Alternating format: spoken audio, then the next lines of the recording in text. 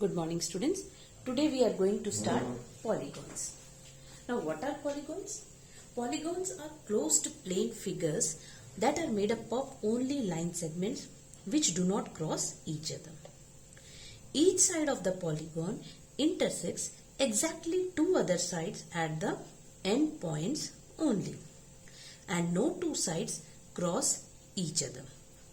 Okay, so these are some of the characteristics of polygons. That means polygons are closed plane figures and they are made up of only line segments, and each side of the polygon intersects the other two sides at endpoints only, and no two sides cross each other. Polygons are given special names depending on the number of sides they have. And the word polygon is derived from Greek word polis, meaning many, and gonia, which means angle or corner. So it is made up of two Greek words, polis and gonia. Polis means many and gonia, which means angle or corner. Now these are some of the shapes which are polygons. For example, rectangle is a polygon because it is made up of line segments and it is a closed figure. Triangle is a polygon because it is a closed figure and it is made up of line segments. Okay, now this shape you can see it is a closed figure and it is also made up of line segments. And this is a hexagon. That means this is having 6 sides and it is a closed figure. This is also a polygon. And some shapes, some figures which are not polygons are, for example, circle. Although circle is a closed figure, but it's not a polygon because it is not made up of line segments. You can see this one, and this figure is having a curved shape on this side. So this is not a polygon. This figure is not a polygon because it is not, although it is made of line segments, but it is not closed. This figure is also made up, is a closed figure, but is it made up of, this is a made up of line segments, but it's not a closed figure. So this is also not a polygon. Okay, now depending on the number of sides, we can categorize polygon as triangle, square, rectangle. Now let us learn about it. Now polygons are given special names depending on the number of sides they have. Some names of the polygons are as follows. A polygon having 3 sides is called a triangle. A polygon having 4 sides is called a quadrilateral. A polygon having 5 sides is called a pentagon. A polygon having 6 sides is called as a hexagon. A polygon having 7 sides, see, 1, 2, 3, 4, 5, 6, 7. It is called as heptagon. Similarly, if you draw a polygon having 8 sides, then it is called as octagon. A polygon having 9 sides is called as a nonagon, and a polygon having 10 sides is called a decagon. Okay, so in this way we can classify polygons depending on the number of sides they have. Now in this chapter we are going to learn about triangle. Okay, we are going to learn about what triangle is and what are the properties of triangle and what is the classification of triangle. As we have learned about classification of angle, similarly we are going to learn about classification of triangle also. Now a triangle is a special polygon because it has the least number of sides, that is 3 sides. Okay. Now these are some of the shapes of the triangles. It can either be in this form, it can be, we can draw a triangle in this form, it can be in this form also.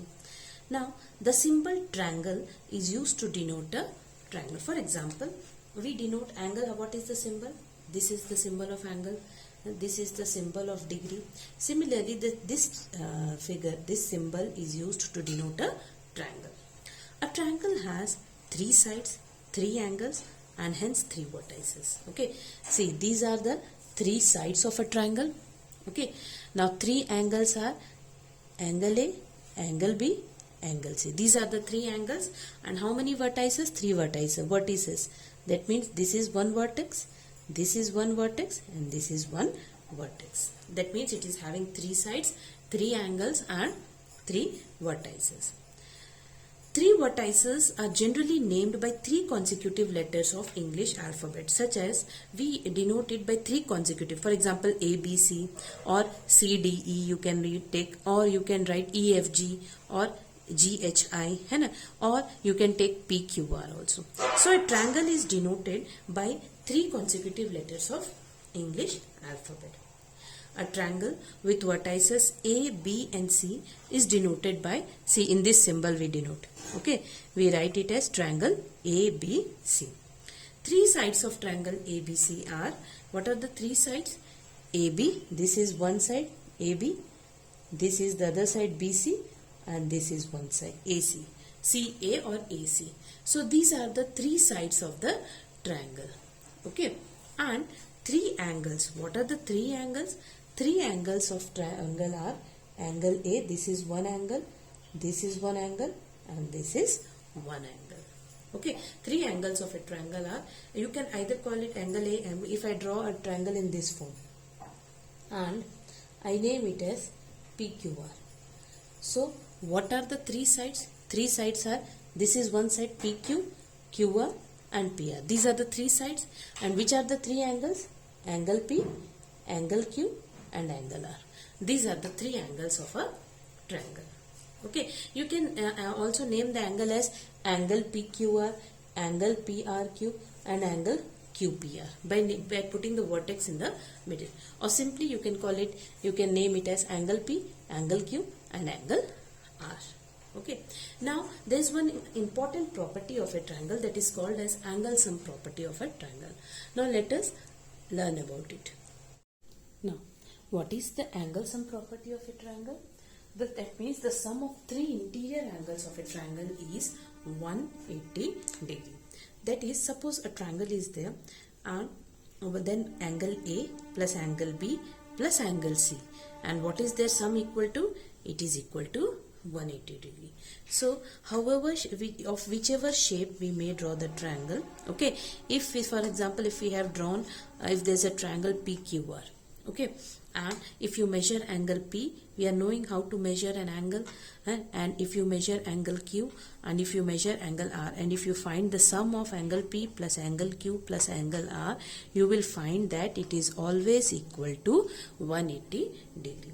Suppose angle A is 80 degree, okay, now the angle B is equal to 50 degree, okay, so what would be the 3 angle? Angle 80 degree plus 50 degree plus, suppose angle C I am not knowing, okay, and if we will measure it, we will find that it will be 80 plus 50, 130, so angle C will be equal to 180 degree minus 130 degree, which will be equal to 50 degree. Okay, so in whichever shape we draw a triangle, if we find the sum of 3 angles of the interior angles of a triangle, it will always be equal to 180 degree. And if we have a triangle in which 2 sides are given, 2 angles are given, and the third angle is missing, then we can find the third angle in this way. For example, a triangle is being given. Suppose this is a triangle. Okay, A, B, C. Okay, this, for example, if it is 130 degree, okay, this is 30 degree, okay, and we have to find this angle. That means we are knowing how we are going to find angle A is angle A plus angle B. We know that angle A plus angle B plus angle C is equal to 180 degree. Okay, and angle A we are not knowing. Angle B is 130 degree and angle C is 30 degree. Okay, now what we are going to find is angle A is plus 130 plus 30, it is equal to 160 degree, which is equal to 180 degree. Okay, therefore what will be angle A? Angle A will be equal to 180 degree minus 160 degree, which will be equal to 20 degree. So if any one angle is missing, we can find that missing angle by subtracting it from 180, by adding to the rest of the angles and then subtracting it from 180. Okay, and in whichever shape we draw that triangle, its interior angles, sum of interior angles is always equal to 180 degree, and this property of triangle is called as the angle sum property of the triangle. Okay, now exercise 11D. Some questions I am sending as PDF. Okay, do that assignment in your classwork copy.